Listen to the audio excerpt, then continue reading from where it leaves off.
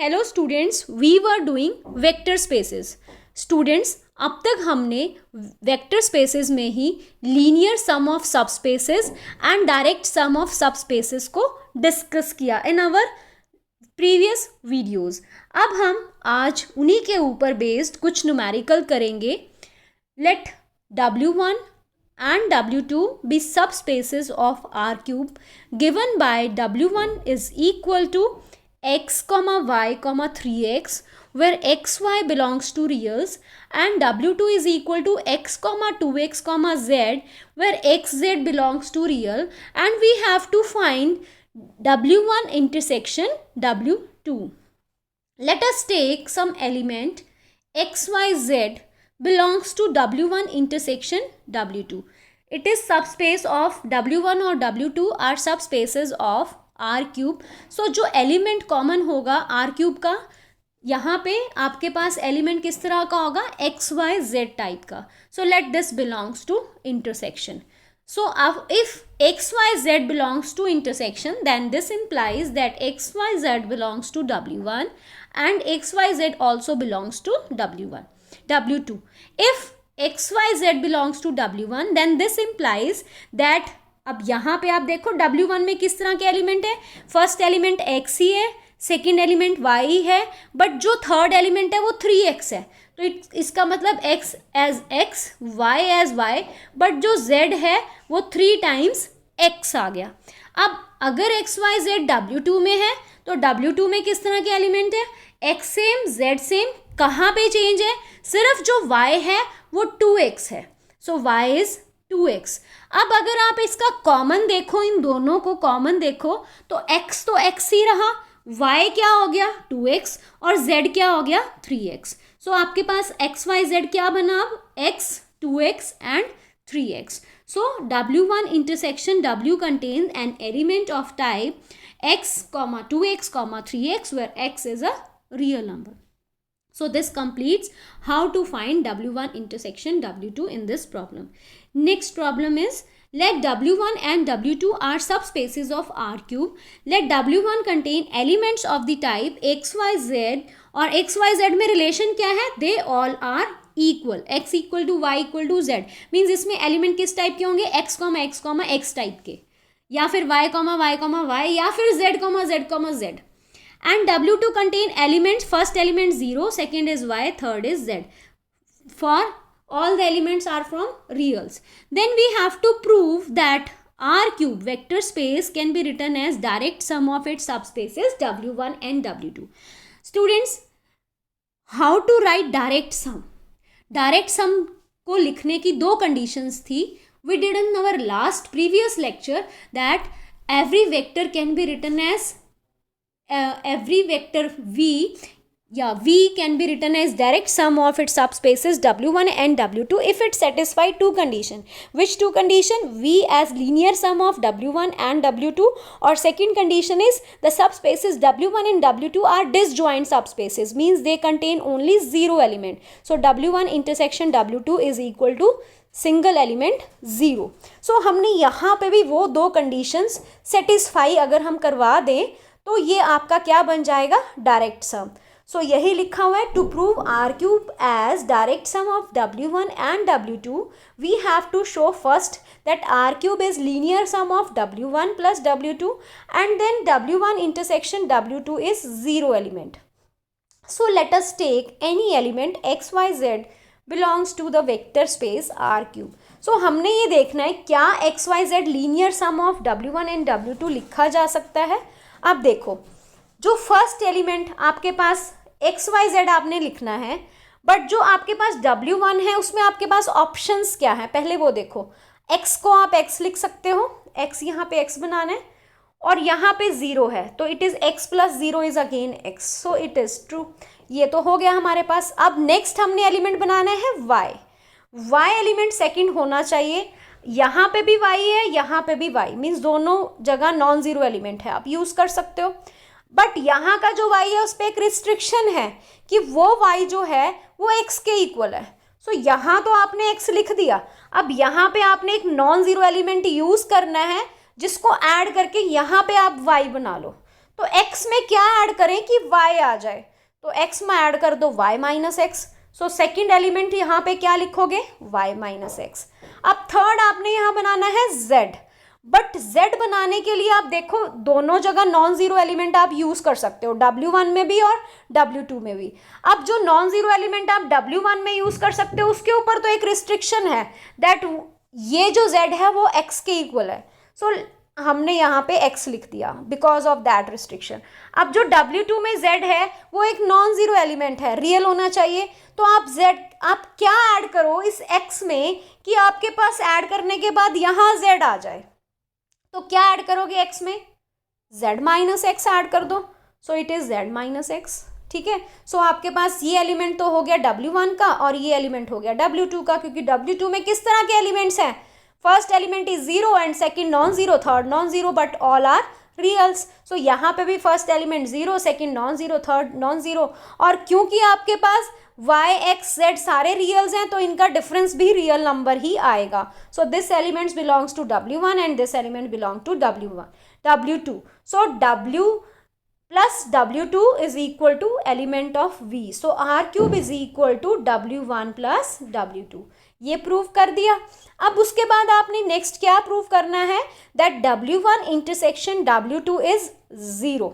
सो उसे प्रूव करने के लिए let us take some element U, और you can say U is of the type XYZ belongs to intersection. So अगर आपके पास U इंटरसेक्शन में है तो आपके पास U W1 में भी है और W2 में भी है। अगर XYZ W1 में है तो they all are equal, it means x equal to y equal to z। अगर आपके पास XYZ W2 में है तो इसका first element should be zero, means x क्या होगा, जीरो, और y और z कोई भी वैल्यू ले सकता है। So y is equal to y और z is equal to z, same ही रहेंगे। वहां पे किस तरह के एलिमेंट थे, zero comma y comma z। So y को हम y रख लें और z को z रख लें। तो अब यहाँ पे आप देखो तो x y के इक्वल है और z के इक्वल, बट यहाँ पे x क्या आ गया, जीरो। तो अगर x को जीरो डाल दे तो y भी जीरो और z भी जीरो, ठीक है। तो कौन सा एलिमेंट आ गया, zero comma zero comma zero. So आपके पास u किसके इक्वल आ गया, जीरो कॉमा जीरो, और you can say zero element. So W1 intersection W2 is singleton zero. So from 1 and 2, 1 में हमने प्रूव किया था R cube is equal to W1 plus W2, और सेकेंड में हमने प्रूव कर दिया W1 intersection W2 is zero. So from 1 and 2 implies that R cube is direct sum of subspaces W1 and W2.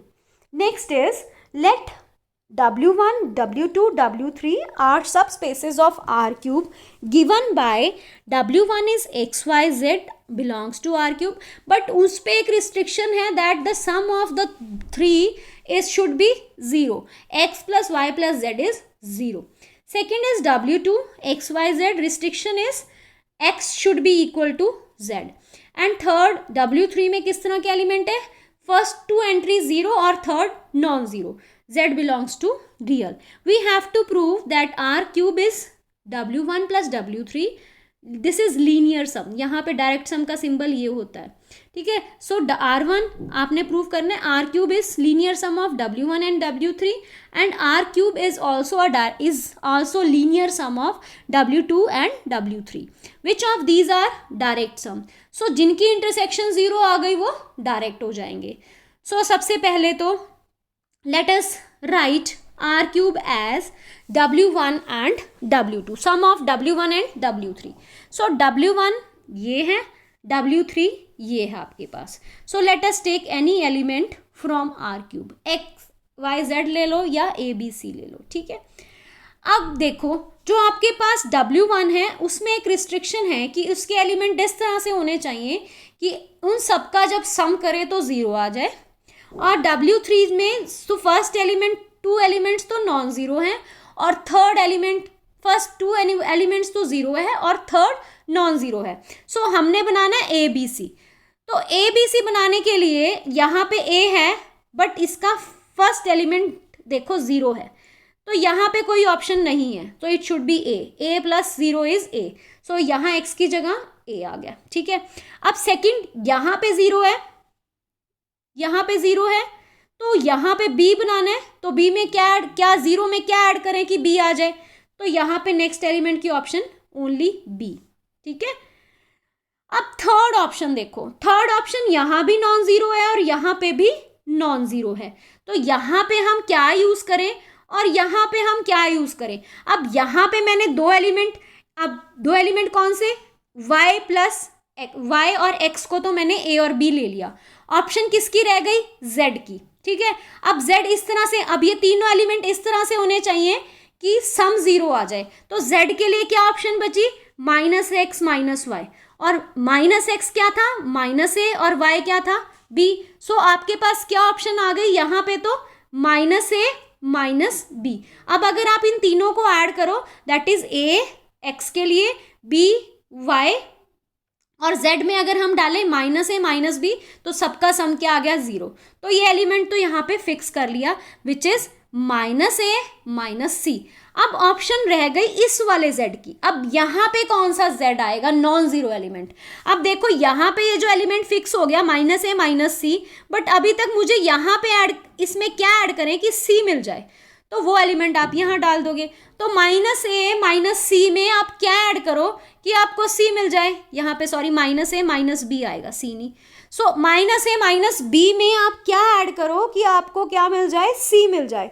So what you have to add, you have to add a add करना पड़ेगा, b add करना पड़ेगा और c भी add करना पड़ेगा, तभी तो आपको c मिलेगा। So the non zero element should be a plus b plus c. So इस तरह से आपने एलिमेंट को चूज करना है। तो अब अगर आप देखो तो यहाँ पे c आ जाएगा। क्लियर, ये आपने कैसे किया, क्योंकि आपके पास x प्लस जीरो में कोई ऑप्शन नहीं थी, क्योंकि वो एलिमेंट जीरो था तो आपने a रख दिया।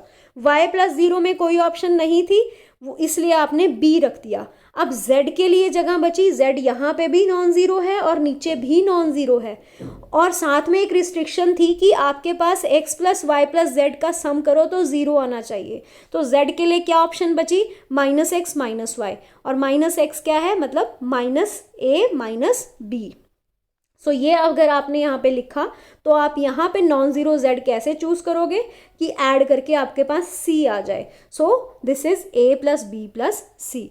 स्टूडेंट यहाँ करेक्ट करोगे आप, this is a minus a minus b, c की जगह। So now r cube is equal to w1 plus w2, ठीक है। So this elements belongs to w1 minus a minus b, sorry a b and minus a minus B आएगा यहाँ पे। This belongs to w1 and this belongs to w3। So r cube is equal to w1 plus w3, ठीक है। अब direct sum अगर हमने देखना ये है या नहीं है, यहीं पे हम देख लेते हैं। अगर तो इंटरसेक्शन जीरो आ जाता है तो डायरेक्ट सम है, अगर नहीं आता तो नहीं है। So let us take some common element x y z belongs to the intersection. अगर एक्स वाई जेड इसमें है, w1 में भी होगा तो w3 में भी होगा। If x y z belongs to w1 then which condition should be satisfied, that x plus y plus z should be zero. और अगर w3 में है तो क्या condition, first two element zero और third non zero. So x zero y zero और z जो है वो सेम रहेगा z के। अगर आप x जीरो वाई जीरो यहाँ डालते हो तो आपके पास z भी क्या आ जाएगा, जीरो। सो आपके पास x zero y zero z zero. So कौन सा एलिमेंट आ गया, zero element. So r cube कैसे लिखा जा सकता है, डायरेक्ट सम। अब नेक्स्ट पार्ट इसका है r cube as sum of w1 w2 plus w3।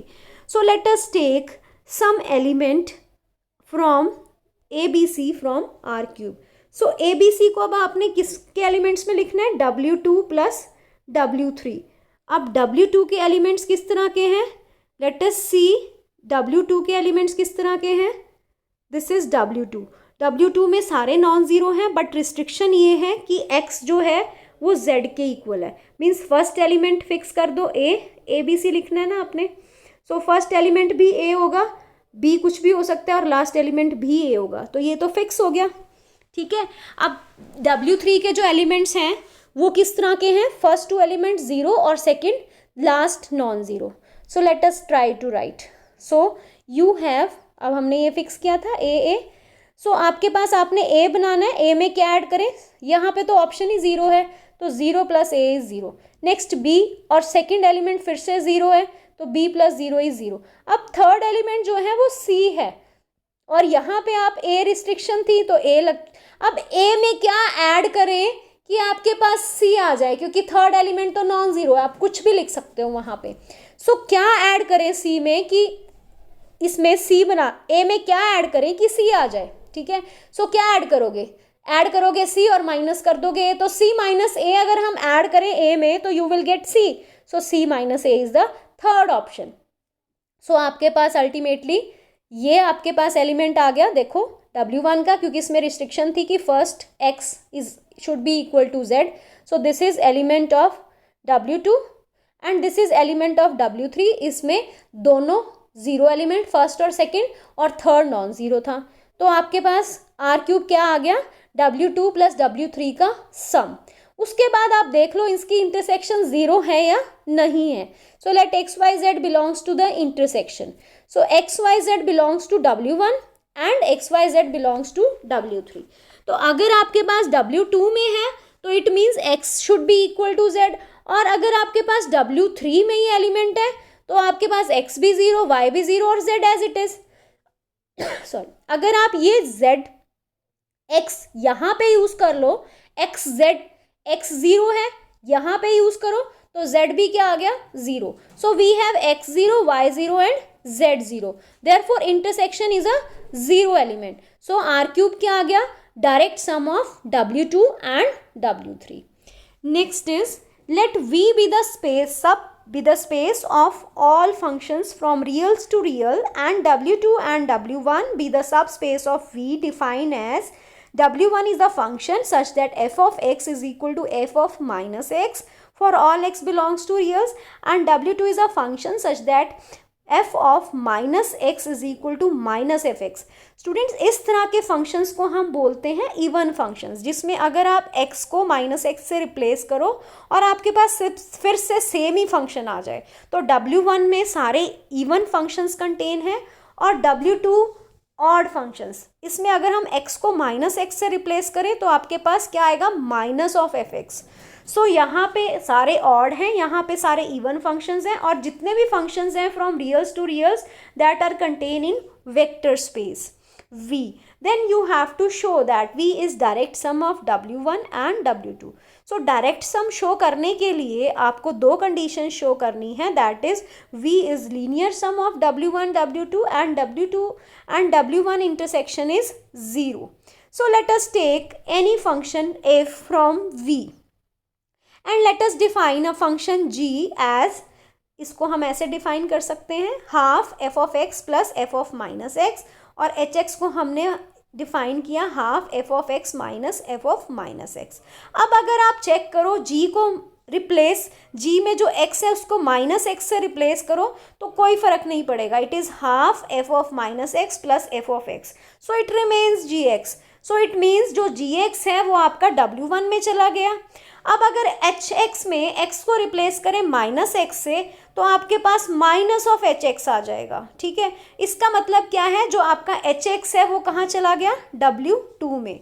So g x belongs to W1 and h x belongs to W2। So अगर आप देखो इसको ऐड करो, अगर आप ये कैंसिल हो गया और half of f x plus half of f x क्या आ जाएगा, एफ ऑफ एक्स। तो जी एक्स प्लस एच एक्स किसके इक्वल आ रहा है, एफ ऑफ एक्स के। सो यही लिखा है, also f of x is equal to g of x plus h of x. So therefore f कहाँ से था, v में से, g कहाँ से था, W1 में से, और h कहाँ से था, W2 में से। तो v is equal to sum of W1 and W2।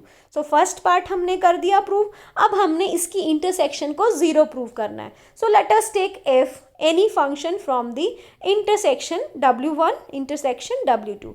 अगर आपके पास f इंटरसेक्शन में से है तो f जो है वो इवन फंक्शन भी होगा सेम टाइम पे, मीन्स W1 में भी होगा और f W2 में भी होगा। अगर f W1 में है तो f of minus x F x के इक्वल आएगा, और अगर f W2 में है तो f of minus x minus of f x के इक्वल आएगा। नाउ आपके पास यहाँ पे इसकी लेफ्ट हैंड साइड इक्वल है तो right hand side must be equal. So f of x is equal to minus of f x. So taking fx this side, it is 2 times fx is equal to 0. 2 can never be 0. So what is 0? F of x is 0 for all x belongs to real. So therefore f is 0. So हमने show कर दिया w1 intersection w2 is 0. So v is a vector. V vector space is direct sum of its subspace w1 and w2. Next question. Let v is equal to r square be a over field of reals be a vector space. W1 is x comma x belongs to real, and W2 is x comma 0 from, let AB belongs to vector space V. So we have AB को आपने लिखना है as sum of W1 and W2.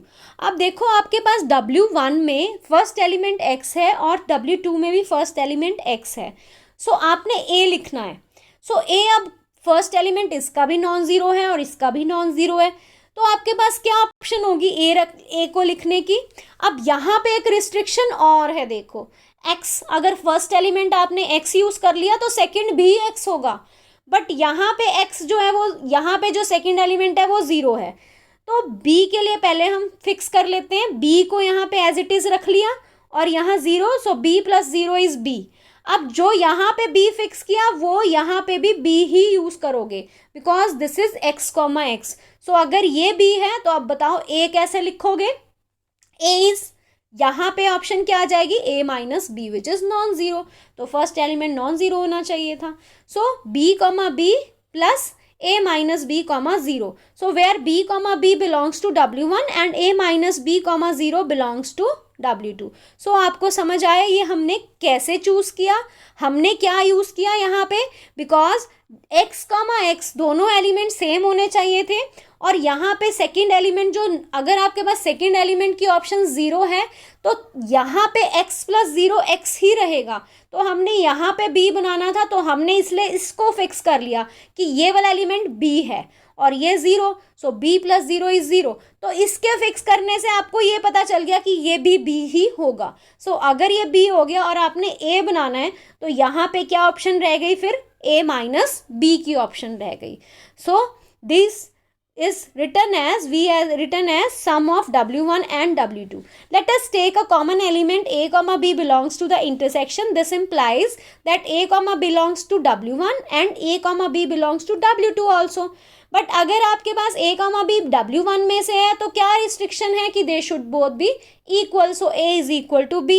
और अगर आपके पास a comma b w2 में से है तो second element should be zero. So b is zero. अगर आप b0 को यहाँ पे यूज़ कर लो तो a is also zero. So we get a0 and b0. So intersection is zero element. So we have written v as direct sum of w1 and w2. So that is all about this some numericals on direct sum of w1 and direct sum of subspaces of v. So thank you for watching the video.